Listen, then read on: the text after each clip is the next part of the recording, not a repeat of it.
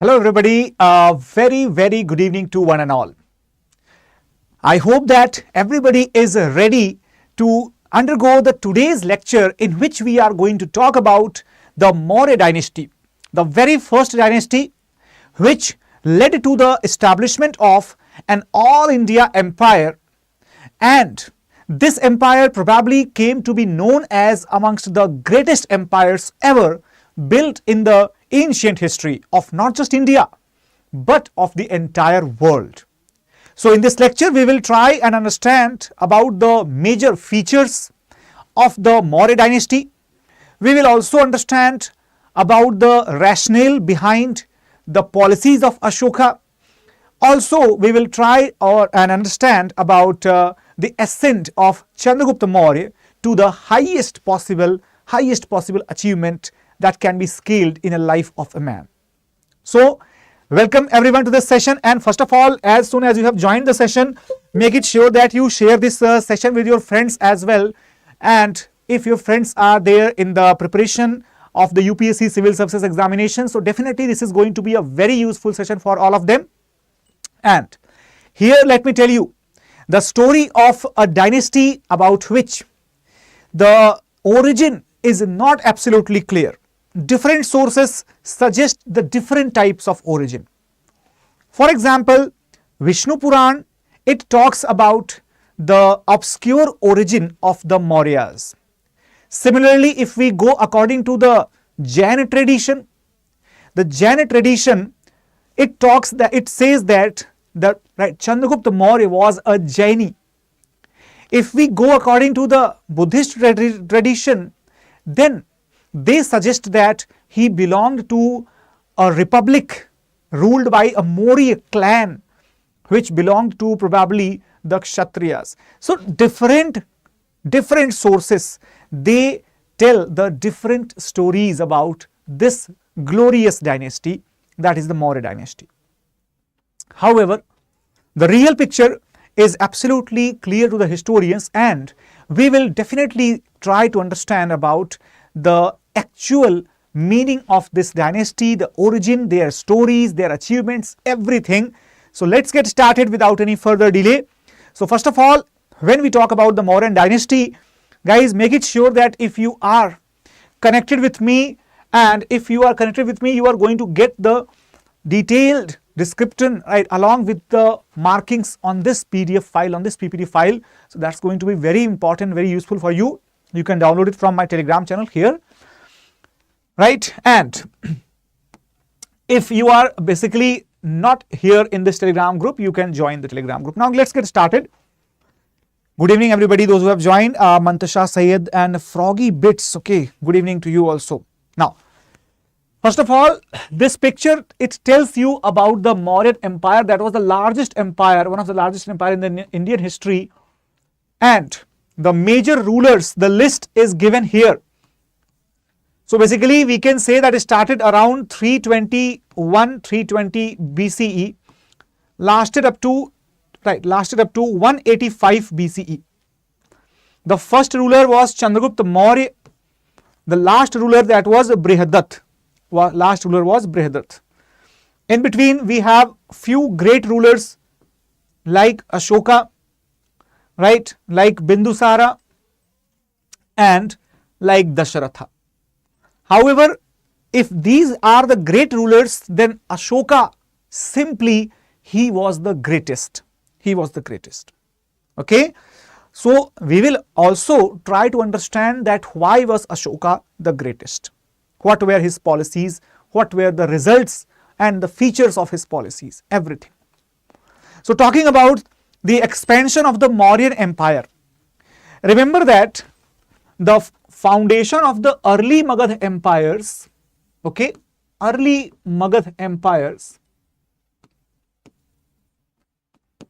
in that topic we had studied about the formation and establishment of the Haryankas, about the establishment of the Sishunagas, and about the establishment of the Nandas. About Nandas particularly, we had studied that they had enormous army, and their enormous army that was even feared by the army of Alexander.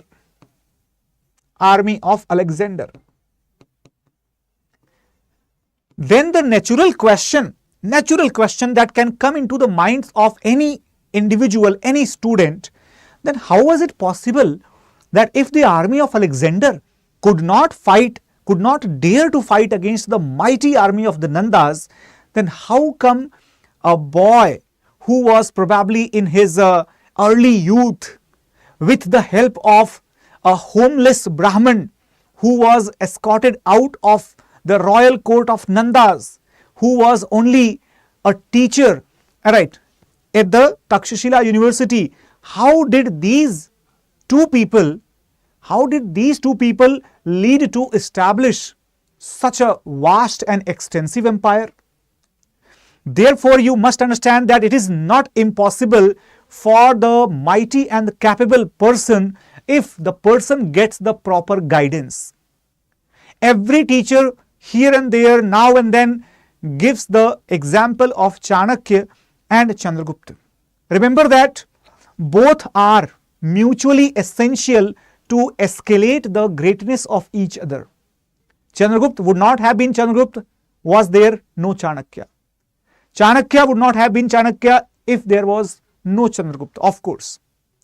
So exactly, if we talk about the emergence of the Maurya dynasty, so Maurya dynasty was basically credited to be established by Chandragupta Maurya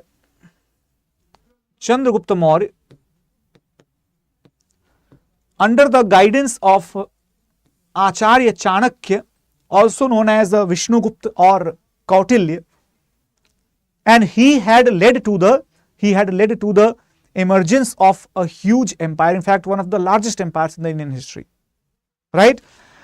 So first of all, let us trace the history here. What happened here? There was the humiliation of Chanakya done. Okay, humiliation of Chanakya done. Okay, insult of Chanakya. Then after that, Chanakya took the path of Uttarapath. Okay, remember that. Why am I saying that this was the path of Uttarapath? Because this area goes alongside the Himalayan foothills. Okay, so basically this Chandragupta Maurya he was probably belonging to a place located somewhere in the Himalayan foothills. Okay, Himalayan foothills. The Puranas suggest that he was probably the son of a female servant known as Mura. Okay, some other sources suggest that he belonged to the family of the peacock rearing tribes. All right, so from the peacock, in Hindi we call it as a Moor, so from that he became to be known as Maurya, right? So different hypotheses are present. Nobody exactly knows about the origin of the Mauryas, but it is absolutely clear that the origin was definitely humble, but definitely had some connection with the royalty of Magad, because the way in which Chandragupta Maurya has been described in his early youth were definitely the features belonging to a royal blood, a royal family. This might be another hypothesis as well, because you know what, in every age there was always an effort of justifying the accession of any person from the obscure background to the royal throne. I hope you are getting the point here. So the past does not matter for such people who are capable. So Chanakya found the capable Chandragupta Maurya probably 15-16 years of age, and with the permission of the guardians he took him along with himself to Takshashila. At Takshashila, in those time periods, remember that it was the approximate time of 330 or 328 BC. Within next 2 years, there will be the invasion of Alexander. Chandragupta Maurya was in his early youth, as I told you.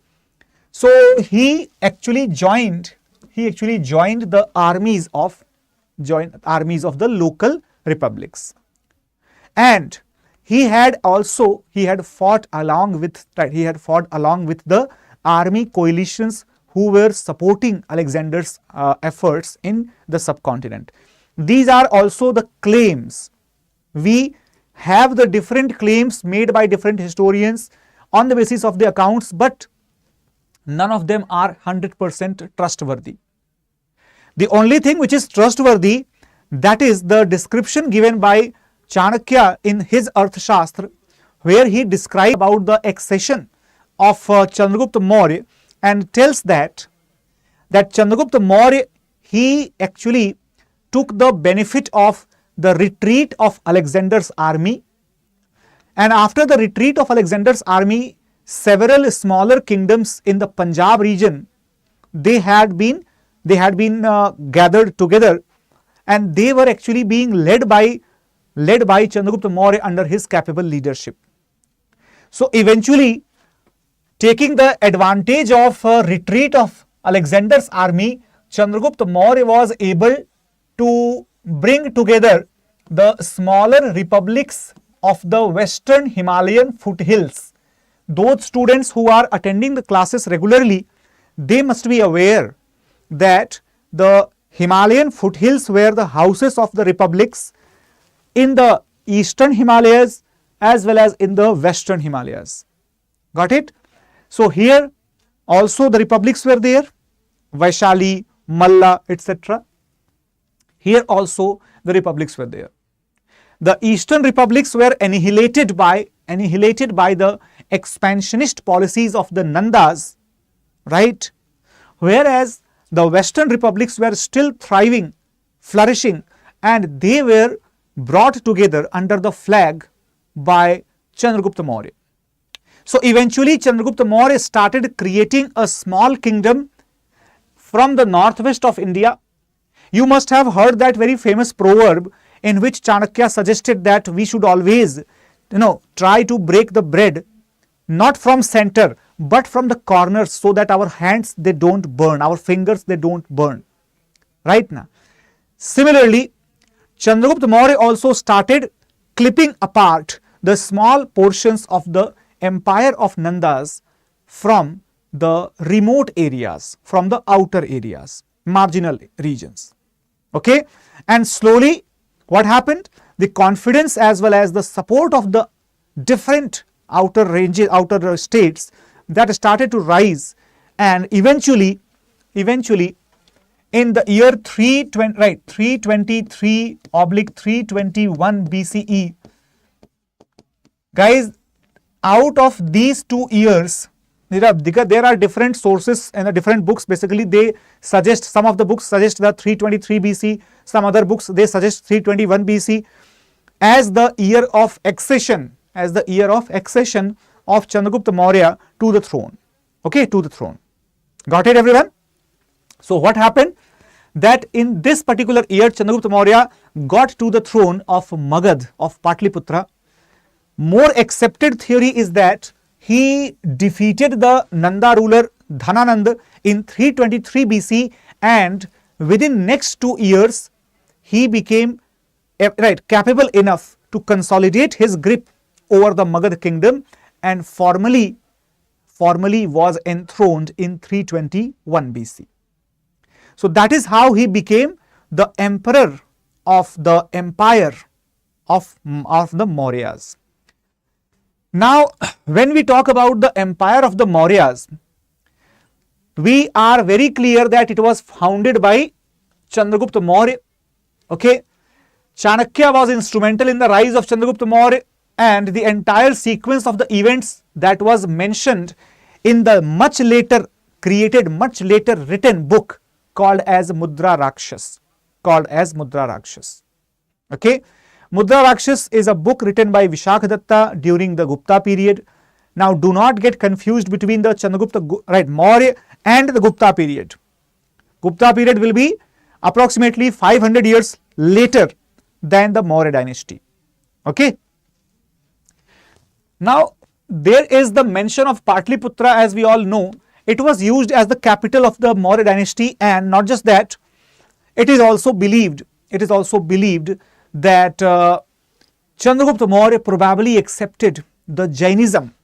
But remember it, that book which mentions this fact that Chandragupta Maurya became a Jaini, that book is known as Parishisht Pravartan. Okay, Parishisht Pravartan. Okay, this Parishisht Pravartan is a book that only describes about the conversion of Chandragupta Maurya into the Jainism. We can say initiation, not conversion, but initiation, because that was done through taking Diksha. Okay, everyone. So, apart from that, we don't have enough evidences that Chandragupta Maurya followed Jainism or he did not follow Jainism. But these are the claims at least made by one particular book called as the Parishisht Pravartan. And what happened after that?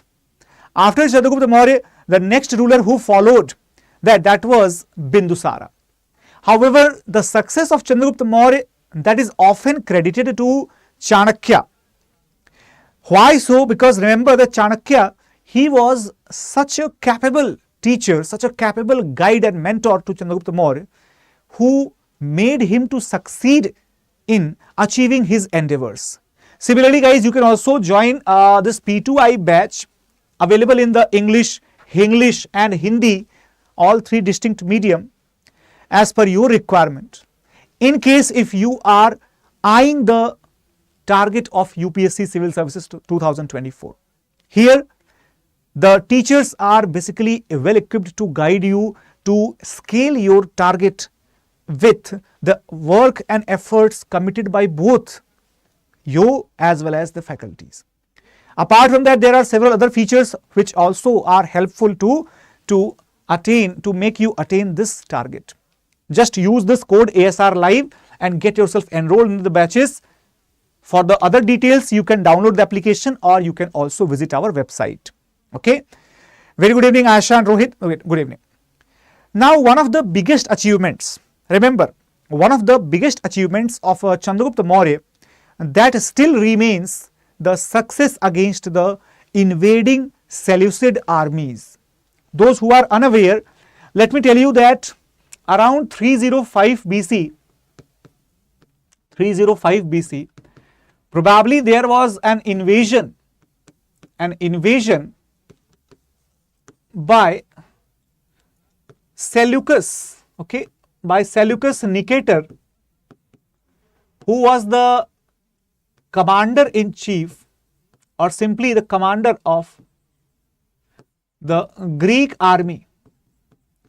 But remember that he was not only commander of the Greek army, but he was the in charge of the Bactria, right? Bactria region. All right. So what happened that this area, Bactria and beyond, okay, Bactria and region beyond. So Bactria and the region beyond it, which is Bactria region, remember that in today's time period, if we look at the northwestern Afghanistan, if we look at the northern Afghanistan particularly, this region is Bactria. Beyond that, southern Afghanistan and northeastern Persia, that region was called as Parthia. Afterwards, if we go across, then this entire region of the Iraq, okay, so Iran, Iraq, Syria, etc., all these areas, they were under the control of Seleucus Nicator, who was the ex-commander-in-chief of the Alexander's army, and he thought to annex the areas of Indus into his empire, but that area of Indus was under the protection of Chandragupta Maurya, who defeated Seleucus Nicator comprehensively, and this war is actually described by Megasthenes in his book called Indica as a successful war where Chandragupta Maurya had succeeded to overpower the Greek commander. In exchange of this victory, Chandragupta Maurya received a very huge area, including the parts of the Bactria, right? Parts of Bactria, Ariana and Gedrosia. Okay, Bactria, Ariana and Gedrosia.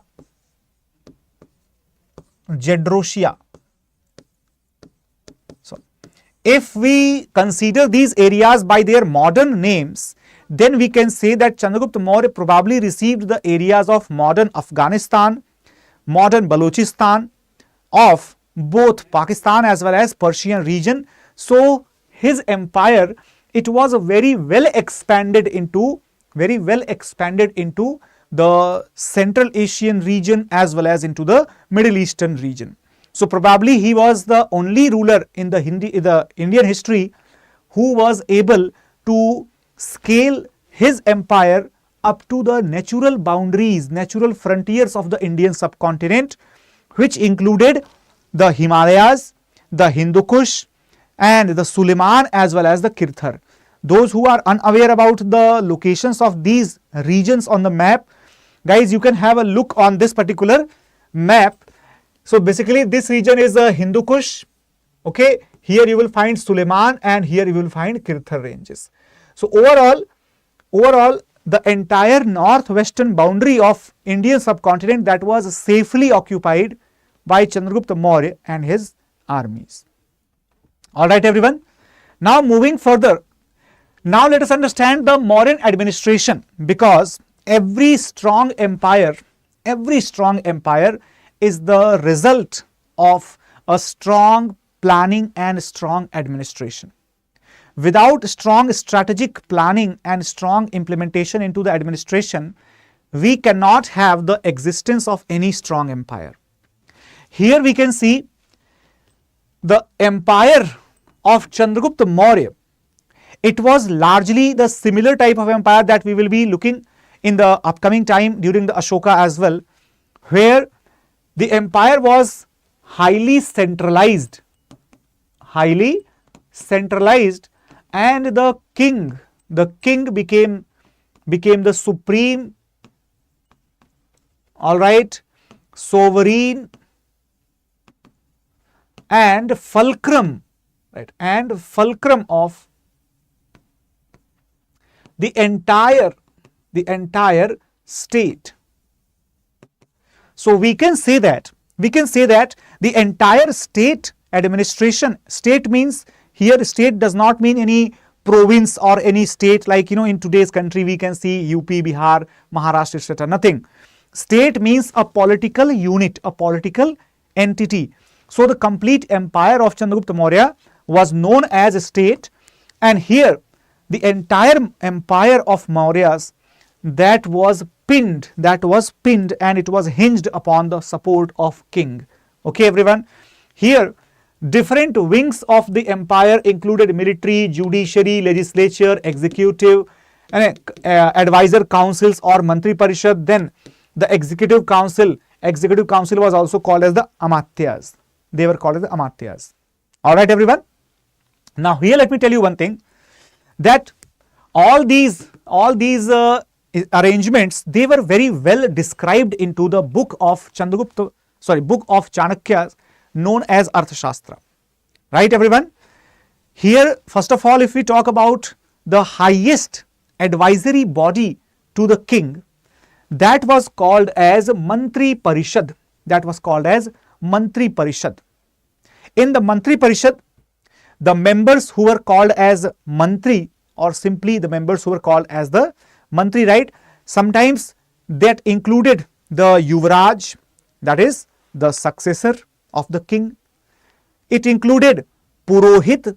Purohit means the priest or the head advisor basically, right? And after that it included Mahamantri, also known as Mahamat, Okay, Mahamat. And Senapati. Senapati was basically the head of the army. Okay, everyone. Now, after that, the most important division, right? Most important division of the Chandragupta Maurya's administration, that division was known as Tirth. Okay, Tirth. What was the Tirth? Tirth was basically the name of the ministry. Okay, so ministries were called as the Tirth. Okay, there were a total of 18 different tirthas. All right, everyone, 18 different tirthas were there. Remember that 18 tirthas, they were headed by the different amatyas. Okay, different amatyas. So who were the in charge? The in charge of the tirth, that was amatya. Okay, that was amatya. So basically amatyas were the ministers, right? They were the ministers like today who headed the different ministries. The ministries were called as tirth. There were total number of 18 different ministries or different tirth headed by the amatyas. Under the ministries, there were the departments. Departments were called as Vibhag. Okay, Vibhag. The departments were called as Vibhag, and the Vibhag was headed by the Adhyakshas. Okay, Vibhagas were headed by the Adhyakshas. Okay, remember. So Adhyakshas were basically heading the departments, and we all can understand that what would have been their position. Their positions were basically inferior to the tirthas. Okay, inferior to the tirthas. Now here let me tell you one thing. That Adhyakshas were like today's bureaucrats. They were like today's bureaucrats. For example, if today we can see the Secretary of Ministry of Environment, the Secretary of Ministry of Science and Technology. In Science and Technology, the Department of Earth Sciences or Department of any specific sciences. Okay. So similarly, if in a ministry today also we have different departments, in that time as well the tirthas had the different vibhagas. The departments are headed by the bureaucrats. Nowadays they are called secretaries. In those days the vibhagas were headed by adhyakshas. For example, Panyadhyaksh, Nawadhyaksh, right, Gajadhyaksh or Hastyadhyaksh. Different types of the adhyakshas were heading the different types of departments. All right, everyone. Now moving further, these amatyas, they administered the different types of the executive functions as well as the revenue functions, and for the purpose of judiciary, there was a different system. In the judiciary, the officials were known as Vyavaharikas. All right, everyone. Vyavaharikas. So these Vyavaharikas were basically heading the judicial function through two different types of courts. Two different types of courts were there, right? The one was called as Kantak Shodhan. Okay, Kantak Shodhan. And the other one was called as Dharmasthya. Okay, so this Dharmasthya was basically it was targeted to resolve the civilian disputes, whereas the Kantak Shodhan, it was targeted to resolve the criminal matters. We can say that the distinction of the different practices or different legal proceedings pertaining to the different type of crimes, that was a feature which distinguished the Mauryan judicial system with its contemporary judiciary systems. Got it, everyone? However, the same institution of Vyavaharika that functioned differently under the different laws. At the local level, if we see the officers, so the local level, the officers, including the in charge of districts or in charge of the sub districts. Good evening, UPSC Hunter and Bulbul. Right. So Pradeshikas, Rajukas, these people were also accompanied with the judicial responsibilities. And remember it that Rajukas, they used to be the officers. They used to be the officers who were in charge of the land surveying, land surveying and measurement, right now. So in that capacity, he also had the authority to administer the justice in his area. His area was basically the rural area of the district. So the rural area of the district was headed by Rajukas, and he also used to administer the justice. Shivam Raj, very good evening to you. Now, all right, everyone. So I hope that you got a clear understanding about the judicial system. Now talking about the other aspects of his administration, two very, very important features include the military and the city administration. The military and the city administration, good evening Shivam, these two things actually distinguished the Mauryan administration from any other contemporary dynasty. For example, the military administration, it was actually divided into the different subcommittees which were handling the different affairs of the military. For example, 30 members were cumulative handling the military affairs with the 6 different committees of the 5 members each. One committee was handling the navy, another committee was handling the transportation of the necessary products, necessary requirements. Then the third committee was heading the war elephants, fourth was infantry, fifth cavalry and sixth chariots. What does it indicate? It tells us several things about the Mauryan army. The first and very important thing, that they had a navy as well. Those who think that only modern Europeans had the naval armies, remember that even Mauryas also had the naval armies. Okay, Mauryas also had the naval armies. For the purpose of the transports and other necessary supplies in the warfare, there was a separate committee which was handling the matters of transportation. War elephants, infantry, cavalry, all departments had different committees to handle. Similarly, for the purpose of city administration, particularly in the Patliputra, this description of city administration is given in the book called Indica, written by Megasthenes, who was sent as a representative in the court of Chandragupta Maurya by the losing ruler Megasthenes, losing ruler Seleucus. Okay, the same Seleucus who had married his own daughter with Chandragupta Maurya. However, many historians, they do not believe on this story, right? That depends. R.S. Sharma, he believes on that.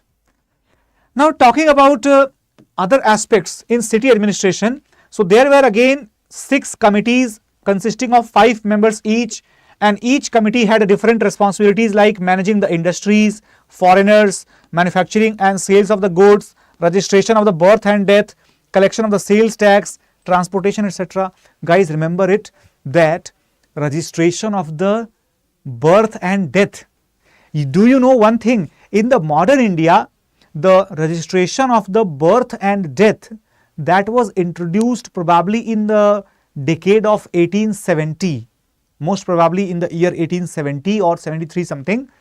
However, in the ancient India, it was done as early as in the Mauryan Empire. Alright, in the Mauryan Empire. So here, Chanakya very famously has described his Saptang, right, his Saptang Siddhant.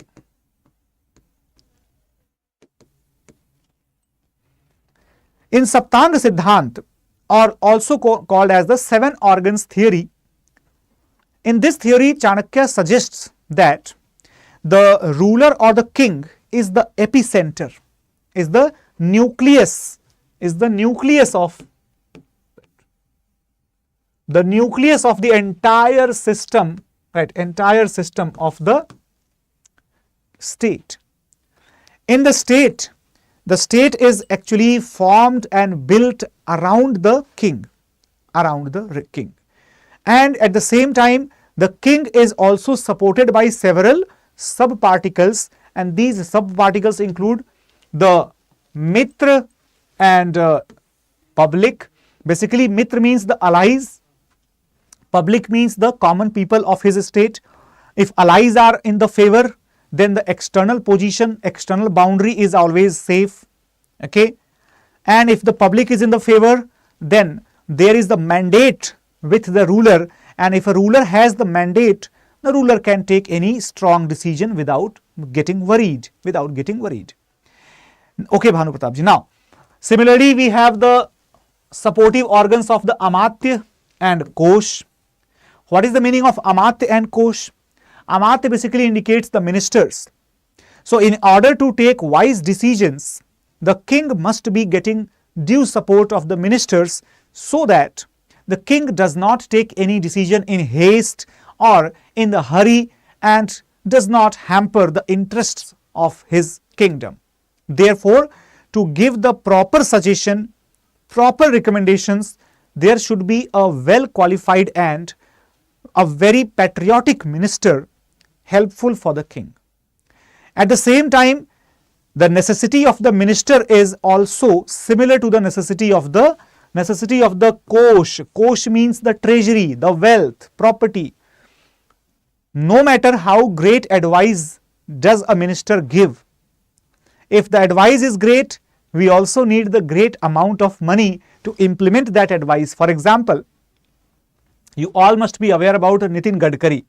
Nitin Gadkari ji is a very hard-working minister who is supporting the extensive expansion of the national highways in our country, or the highways in general.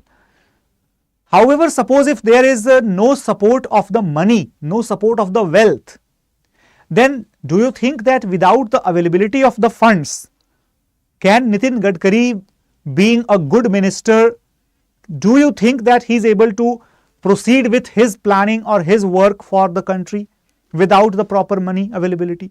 Is it possible? It's not possible.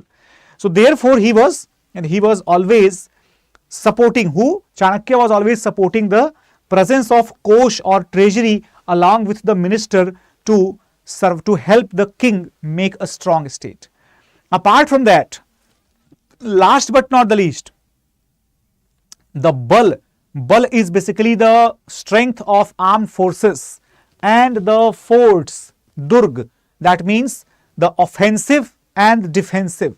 Offensive and defensive, both the types of the strength are very, very essential, which also means that we should be having both the soft power and the hard power.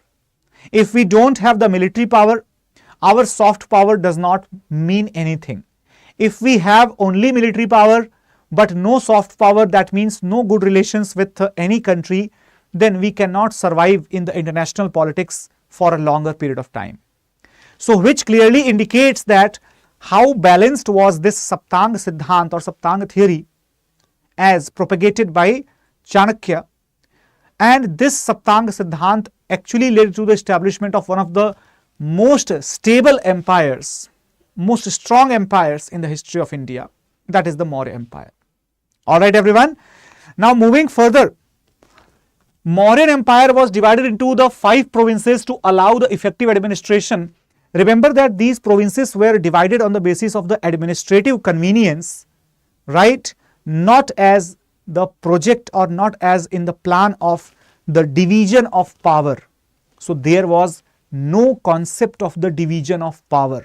There was only the concept of the emanation or the dissipation of power from the central authority, that is king, So with the blessings of the king, the governors in the provinces, they were ruling in their respective provinces.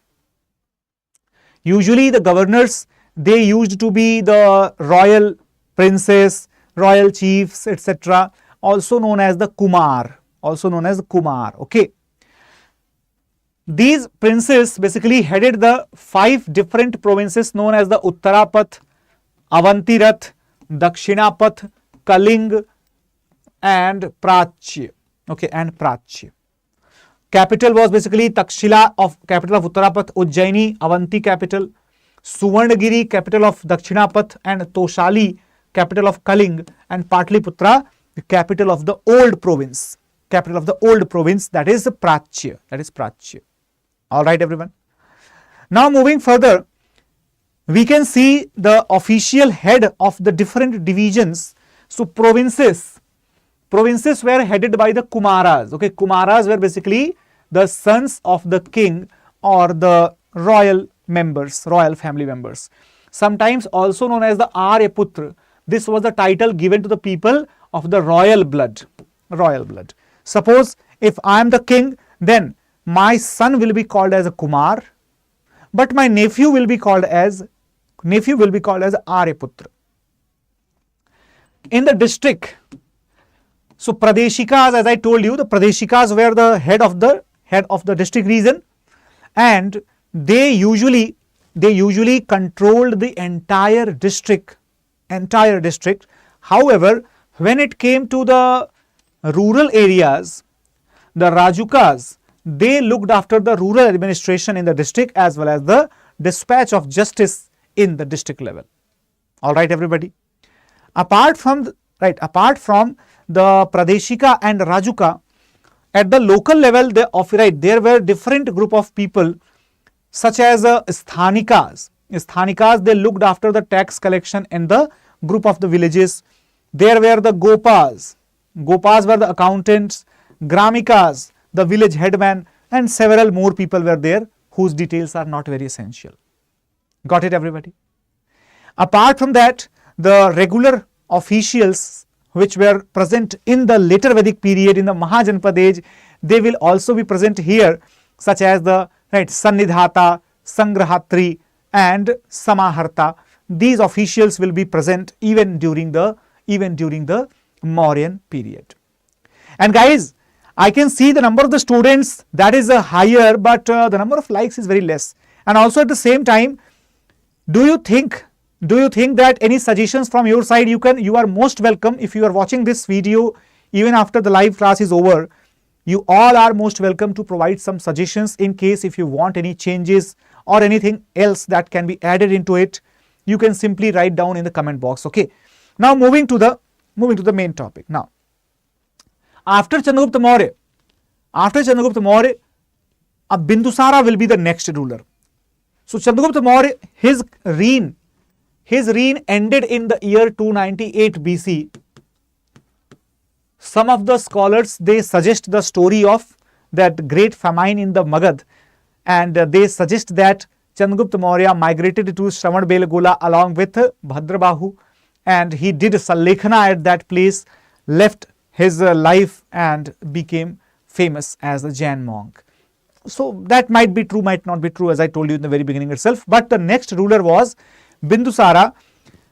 Question is there in our mind. Question might be in your mind as well, that sir, if Chandragupta Maurya was so brave, why could Bindusara not become such a great ruler like his father or like his son?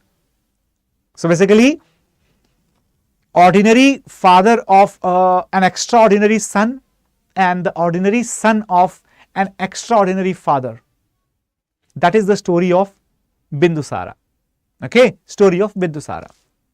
So Bindusara, also known by the name Amitrochets or Amitraghat, was basically the son of Chandragupta Maurya and his queen Durdhara.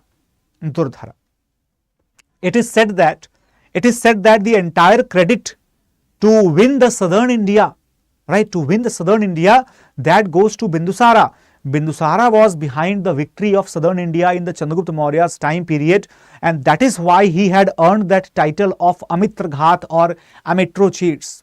Alright everyone, so do not misunderstand that Bindusara was a poor or weak person, not like that. It's not at all like that. Alright everyone, here he brought 16 states of the peninsular region under his control, only not attacked the Kalinga kingdom. Not attack the Kalinga kingdom. Why did he not attack the Kalinga kingdom? Probably he did not attack the Kalinga kingdom as Chandragupta Maurya himself was a Jain as per the belief of some of the sources, or might be that he had attacked but he could not succeed against the Kalinga. Both chances might be there. He had good relations with the king Antiochus I of Syria and received from him the Greek ambassador named as Dimachus. Basically, the relations with the Indo-Greek rulers or relations with the Greek rulers of the northwest, they were quite improved, quite well developed because of the familial bond. Okay, because of the familial bond between the Mauryan family and the Seleucid family, which was Greek family. Okay, talking about another legend. So another story suggests that he had actually had some conversation with Antiochus and asked for the sweet wine, dried figs, etc. and a sophist. Sophist means a scholar, you can say. So basically these things were sent by Antiochus, but sophist was not sent. Sometimes these type of questions are asked in the UPSC. Nowadays they don't give such statements, but in the yesteryears they have given such type of statements. That's why I have added this part here. Okay everyone. After Bindusara there came the reign of Ashoka. Remember that Bindusara died. He died without declaring any successor. However, he probably wanted Sushim to become the next ruler as per the convention, because Sushim was the eldest brother and he was also coronated as a Yuvraj. However, the destiny had some different plans. Destiny wanted to give India her biggest ruler, her greatest ruler in the history, that is Ashoka the Great. What were his policies? Why was he called as a great ruler? And what were the changes brought by Ashoka? What were the factors which contributed in the greatness of Ashoka, in the spread of Buddhism by his efforts? Each and everything will be discussed in the upcoming chapter in very much detail. But in today's chapter, let us understand about the basic details of Ashoka. So guys, he is known as Devanam Piyadasi. The person who looks and appears good, and he is beloved of the gods. Devanam Piyadasi.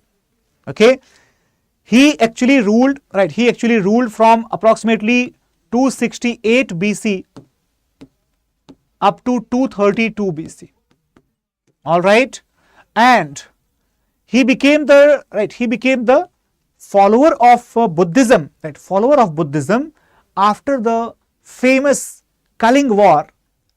But some of the historians are nowadays they are arguing that he had accepted Buddhism even earlier or something like that. But R.S. Sharma, he clearly tells that his embracing Buddhism was inspired by the huge massacre, huge genocide which took place in the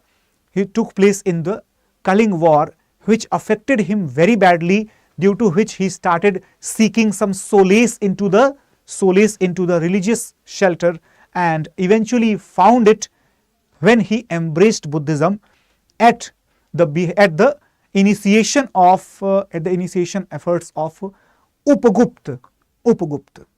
All right. So there are two names which are suggested often. One is Upagupta, and the other one is Nigroth. some of the text references like Deepavansh and Mahavansh, they try to prove that Ashoka was extremely cruel before accepting the Buddhism. So they have planted this type of story that 99 brothers were there who were killed by Ashoka for getting this throne position. But this story does not find any substantial evidence apart from the literary traditions in the Buddhist literature of Sri Lanka. Okay, so we can say that probably the Shaivite Ashoka, Shaivism was his own religion initially. So Shaivite Ashoka converted to the Buddhism, probably affected by the extreme killing and bloodshed which occurred in the Kaling War, but he was not as cruel as he is represented or depicted to be. Got it, everyone?